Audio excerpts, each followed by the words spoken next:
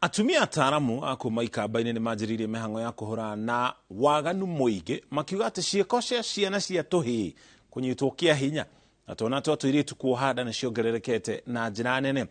Atumia acio kuma kaunti cia Machakos, Makueni na nginya Kitui maugĩte ona ng'aragu ĩrĩa ĩgũmĩire kaunti makĩria ya 30 gũkũ bũrũri-inĩ cia Ikamba-inĩ irĩ itari-inĩ rĩu nĩcũngĩrĩirie wagi wa irio o hamwe na nyeki ya mahiũ, makiuga harĩ bata wa ũnyitanĩri mũnene harĩ gũteithia arĩa magũmĩirwo nĩ ng'aragu na kũhũrana no ũhagũku wa mĩtugo mĩagĩrĩru.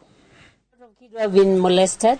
We got a lot of sodomy and a lot of early pregnancies which are happening in our communities. So even as a group of professionals, that's one thing we want to deal with so that in the end our community can stand. We have come together as women to address those needs and to see how possible it is for us to put ourselves together, everybody bringing in whatever little they can so that they can address that vice. And one of the first technical working group that we have supported has experts that are from the agricultural field, and we are already outlining solutions that we think are most appropriate for our region. For this matter, we are appealing to our 3 governors in the 3 counties of Lower Eastern to come and work with us even as we go to reach out to them.